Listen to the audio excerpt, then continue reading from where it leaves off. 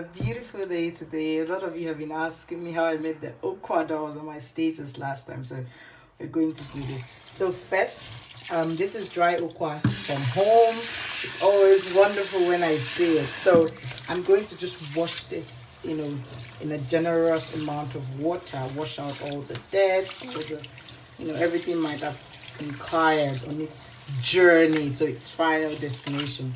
So I'm going to do this 2-3 times until you see this water is very literally dirty. So this is washing off all the sand and everything it had inquired on its way. So you wash and wash until the water is very clear. So you can see that now I've washed and washed and washed it, and literally it's just clear water left, right? So this is going to be like the very final stage, and then I'm going to put this to cook. Cooking okwa is it requires patience, but I'm going to show you guys something that you can use to make your okwa cook faster. So let's get to the burner. So this would start cooking now on the burner, and I'm going to put it a bit high up so that we get straight to the point immediately. So this, I'm going to leave it to cook for like 30 to 45 minutes, and I'll come back to it. Guys, so this okwa has been cooking for like 30-35 minutes, and if you know okwa, nothing has happened. Like the journey has just, in fact, they're just beginning to get to know themselves. So I'm going to put ungo, right? You can always use maybe akao, but I don't really like akao. So this is just clean water. And I'm going to empty this ungo. What is ungo? Ungo is actually gotten from a fairly natural ingredient. This is when you burn what's the word? From palm frond. Did I say they're not really the leaves, but yeah. So I'm going to just soak this here and just leave it to settle, right? I'll get that name for my mom. I'll put it in the chat session, comment box. So I'm just going to let this get to know themselves better, and I'm going to let it settle, because after it settles we need the water on the top, because then all these things go to the bottom. The process of getting this ungo settled, I just did this for like teaching processes. So I'm just going to put this aside and let it settle. In here I have the one that has been settling for more than 2 weeks now. So what I do whenever I get ungo from home is I put a clean I get a clean bottle, and I put the ungo in it, put water, and just cover it, right?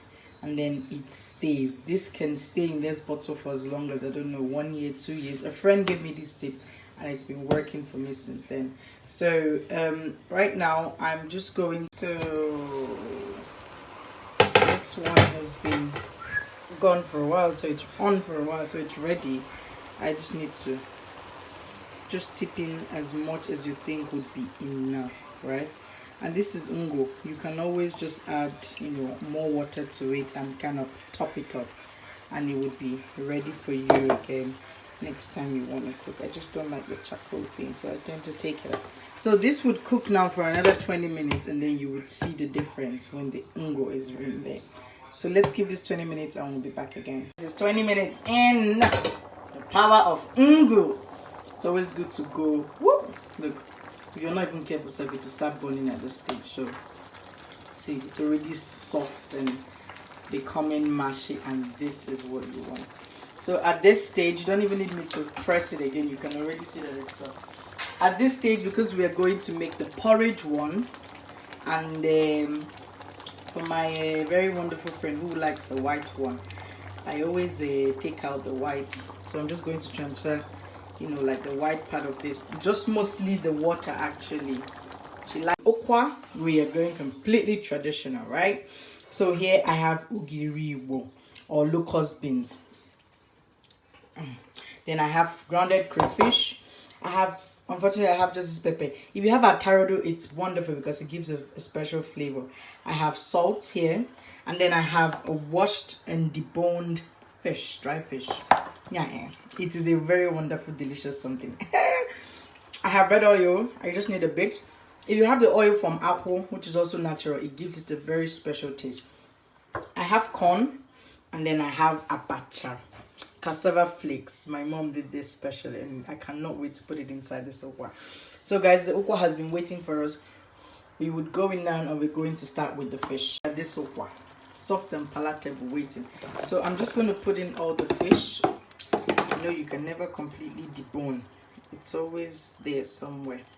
But anyways, it's fish. What do you expect? So we're going to put that in there, and we're just going to turn this and allow it to cook.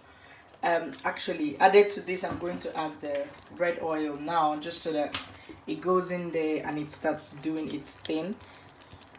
I mean, depending on the size of the pot you're cooking, sometimes you just realize that you don't always. Oh, people, look at that yellow. I missed that yellow. Sorry for the mess, but you know. So we will just allow this to cook for some, not long, just 5 minutes, just enough time to allow the fish to completely soften, because we already washed this hot boiling water. We already washed the fish with hot boiling water, so it doesn't need a long time to soften. Okay, this has just been some few minutes, like I said, and it's bubbling. It's on low heat anyway, so that it doesn't burn. And I'm going to go in with my ogiri. I forgot to mention something. I have a little bit of otaze. If you have ugu, you can use ugu, or if you have spinach. But I don't have any. And otaze also has this wonderful aroma it gives to it. You would ask why I'm putting it at this stage. You know, this is dry otaze, so it's good to go in at once and kind of start softening up, so you don't have to chew the otaze at the end of the day. If you're using fresh otaze, this should be the last thing you should put. But don't put a lot. You know, otaze can get very bitter, so be conscious. So I would go with a bit of pepper. Ukwa does not really need, and salt. Ukwa does not really need a lot of pepper, a lot of salt. So be careful as you put. I already measured this out. And then crayfish. We'll be generous with the tin. Very generous with it. A lot of people put stock cubes and no cubes. No, the way we grew up, we don't used to do that thing. We don't add all those artificial things to a native, wonderful delicacy like this. So you keep it all natural, and that's why you have your ogiribo. It goes in there and it performs all the magic that you need with the fish as well. So we're just going to allow this to cook for a little while, and then the abacha goes in next. All right, people, stay tuned.